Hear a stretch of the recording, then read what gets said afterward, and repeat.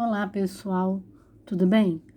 Hoje estaremos começando com a nossa primeira aula da nossa terceira etapa, em que o tema e estudo é a biogênese e biogênese, conceitos e teorias. Gente, dando continuidade à nossa última aula sobre origem da vida, a gente sabe que ao longo dos séculos os cientistas tinham como objetivo comprovar através de experimentos a origem da vida, não é mesmo? Lembra? E a sua evolução. Após as três teorias estudadas na aula passada, iremos estudar duas novas teorias que vieram de outros cientistas com o mesmo objetivo. Eles tinham o mesmo objetivo, que era o de comprovar a origem da vida na Terra. Quais foram essas três teorias? As teorias da abiogênese e as teorias da biogênese, tá? Então, a primeira aí, que é a abiogênese, vocês vão ver que quem começou com tudo isso, o pioneiro dessa teoria foi Aristóteles, tá, gente? O que ele queria provar, né? Através das teorias dele, do que ele imaginava, né? Porque, na verdade, antigamente era tudo baseado em idealismo, eram o quê? Ideias que vinham na cabeça, né? Então, o que ele queria provar? Que a vida vinha da matéria bruta, tá? Ou seja, a vida vinha do que era inanimado, desde que ela tivesse um princípio ativo que pudesse fornecer a ela energia suficiente para que essa vida viesse, tá? Então, tinha que ter a matéria bruta mais um princípio ativo. Aí uma vida seria originada daí, né? Seria gerada daí. Já no caso, com o tempo, né, essa teoria caiu, porque aí veio a biogênese, a teoria idealizada por Rende e Pasteur. Rende era apenas um estudioso das teorias de Aristóteles, mas que não concordava muito com essas teorias e que tentou derrubar essa teoria da abiogênese com um experimento que eu vou mostrar para vocês ao longo da aula. Logo após os estudos de Rende, né? Quem que veio? Veio Pasteur. Pasteur já veio e conseguiu derrubar a teoria de Aristóteles da abiogênese com o experimento dele de pescoço de cisnes. Nós vamos estudar um pouco mais para frente também no finalzinho dessa aula. Eu vou mostrar para vocês através de um esquema esse experimento de Pasteur. Então, ele conseguiu derrubar a tese, né, de Aristóteles, e essa teoria, ela vinga até hoje, gente. Inclusive, a gente usa esse experimento dele, que é a pasteurização, para pasteurizar alguns alimentos, né, como, por exemplo, o leite, né, para poder aumentar a sua durabilidade. Então, vamos começar com a aula aí no registro da nossa introdução. Vamos lá para o primeiro slide. Conceito de abiogênese. Conceito. Caso da abiogênese. A vida, através da ação de um princípio ativo, pode ser gerada da matéria bruta. Quem foi que idealizou isso aí? Aristóteles. Olha aí, ó. Para o filósofo grego Aristóteles, a vida era gerada espontaneamente por um princípio ativo, um tipo de energia capaz de produzir a vida. Ele defendia, portanto, a teoria denominada abiogênese, cujo nome vem do grego a, prefixo que significa sem, significa não, bio, que significa vida, e gênese significa origem.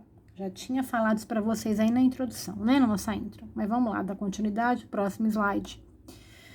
Aí, um estudioso, como eu já falei para vocês, né? Jean Baptiste Aumont, o nome dele é Jean Baptiste Aumont, né? Eles eram franceses. Jean Baptiste Aumont fez um experimento para provar essa teoria. O que ele fez? Ele colocou numa caixa uma camisa suja, com muito suor. No caso, o suor seria o princípio ativo. E germe de trigo, gente, sementinhas de trigo, né? Grãozinhos de trigo. Por volta de 3 semanas, essa camisa suja, com suor e o germe de trigo, nasciam filhotes de camundongos. Isso é o que acreditavam, né? Que aquela camisa suja com germe de trigo dava origem a esses camundongos, né? Jean Baptiste Montt era um estudioso de Aristóteles, tá, gente? Então, ele queria o quê? Comprovar essa teoria da abiogênese. Eles acreditavam que essa camisa suja com o germe de trigo e o princípio ativo, que era o suor, teria se transformado em ratinhos. Olha o absurdo, né, da ideia da época. Dessa maneira, Jean Baptiste Montt provava a teoria da abiogênese, a teoria que tinha sido elaborada por Aristóteles, né? Ele provava, assim, que os camundongos tinham sido gerados espontaneamente e o suor humano teria sido principativo, ou seja, a teoria da espontaneidade, ou seja, gente, que tinham nascido de maneira espontânea, desse suor, dessa camisa suja com suor e o germe de trigo, né? É um absurdo, né? Mas Jean Baptiste Montt fez esse experimento e na época foi aceito, né? Pela Academia de Ciência da época. Bom, aí veio, gente, 2 cientistas muito dos bons, violentos, né, que tiveram a ideia, falaram, não, um absurdo isso. O que Aristóteles está falando, esse Jean Baptiste Montt está falando, eles estão idealizando, isso é um absurdo. A vida não vem da matéria bruta. Não pode vir, isso não existe, né? Então, eles vieram com o conceito de biogênese. O que é o conceito de biogênese? Olha o conceito. A vida vem de outra vida já pré-existente, né? É isso aí, gente. Até hoje aceito isso daí. A vida vem de outra já pré-existente. O biólogo italiano Francesco Redi, né, formulou uma hipótese diferente, a teoria da biogênese, segundo a qual a vida só é produzida por outra já pré-existente. Vamos passar para o próximo slide. Como é que ele provou isso, gente? Redi, então, pesquisou para saber como apareciam as larvas de inseto na carne em decomposição. O que ele fez, gente? Ele pegou dois potes, colocou pedaços de carne nesses 2 potes. Um pote ele fechou com um pano e o outro pote ele deixou aberto. O que ele pôde perceber? Que no pote aberto surgiram mosquinhas, né, larvas de mosca. E no pote fechado não surgiu nada, a carne ficou lá intacta. O que ele deduziu? Ora, então a vida não vem da matéria bruta, porque se viesse da matéria bruta, a larva também seria encontrada na carne com um pote fechado, correto? Mas não, a larva só apareceu no pote aberto. Por que então isso aconteceu? O que ele deduziu? As moscas colocaram esses seus ovinhos, né? Desovaram ali naquela carne e as larvas, as moscas surgiram ali. Como o outro pote estava fechado, consequentemente as moscas não conseguiram ter acesso à carne e não desovaram ali naquela carne, consequentemente a carne ficou intacta. Vamos lá então registrar isso aí. Redi então pesquisou para saber como apareciam as larvas de inseto na carne em decomposição e descobriu que as larvas de moscas que dariam origem a novas moscas surgiram a partir de ovos colocados pelas moscas adultas. Assim, Redi, para provar a sua teoria, colocou em 2 frascos pedaços de carne. Um dos frascos Redi manteve fechado e o outro Redi manteve aberto.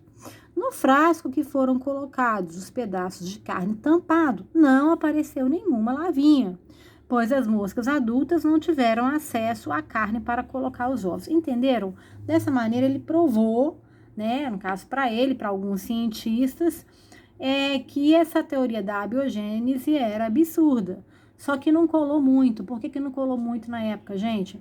Tinham que ser provas mais concretas. Na época não colou muito porque os cientistas, ainda havia alguns cientistas que relutavam com a ideia de biogênese, porque eles acreditavam que, por exemplo, as bactérias, que eram seres muito mais inferiores, elas tinham origem por si só, elas eram geradas sozinhas. Então, essa teoria, esse experimento dele, de Redi, não chegou a colar, não teve uma aceitação de 100%.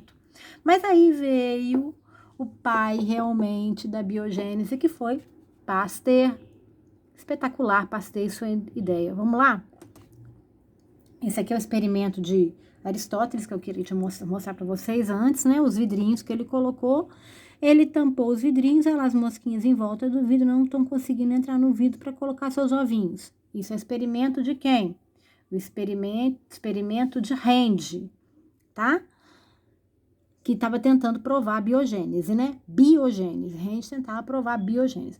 E aqui os outros vasinhos aqui abertos, destampados, as mosquinhas entrando, colocando suas ovas aqui, desovando aqui, né? Onde seriam geradas larvas de moscas, né? Então, ele tentou provar ali a teoria da biogênese, mas Rand não conseguiu provar isso para todo mundo, não chegou a colar, né? Ou seja, não foi aprovado 100% pela academia científica da época. Aí veio Pasteur, agora vamos lá, agora Pasteur. Pasteur é o pai realmente da biogênese. Vamos lá, teoria de Pasteur.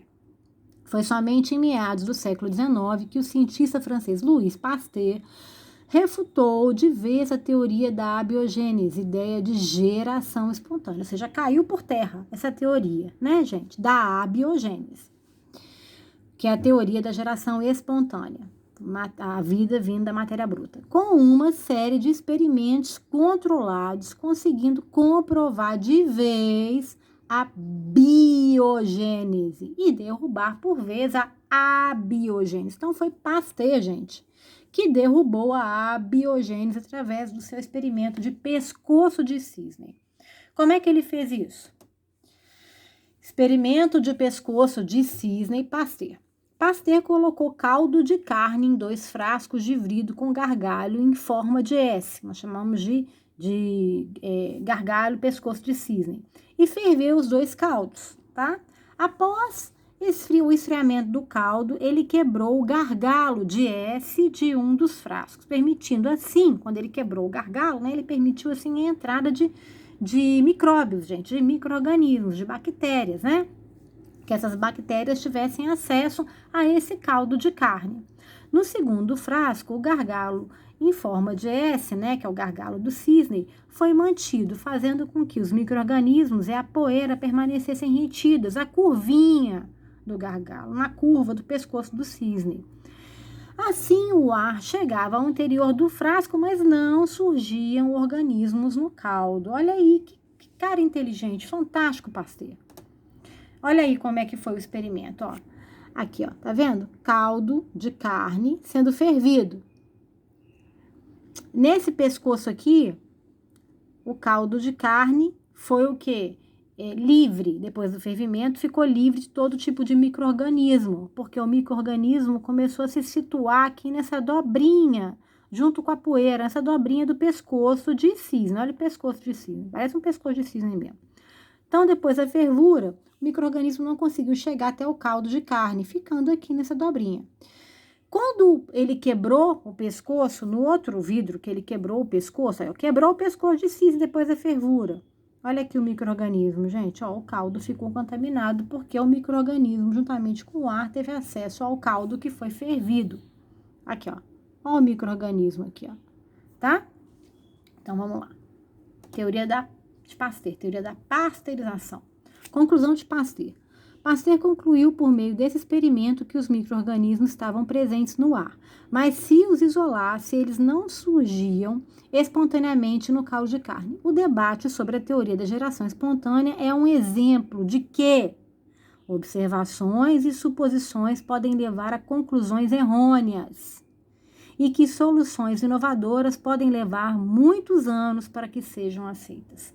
Ô, gente, fantástico, né? Esse cientista realmente foi fantástico, Pasteur aí, ó. Deu início a tudo, gente, a explicação de tudo. Foi ele que abriu as portas, tá? Sou fã de Pasteur. Espero que vocês estejam gostando desse novo conteúdo que nós estamos estudando. Eu acho ele muito inovador, ele abre a nossa cabeça para muitas conclusões, né? A gente começa a enxergar algumas coisas, né, de uma outra maneira.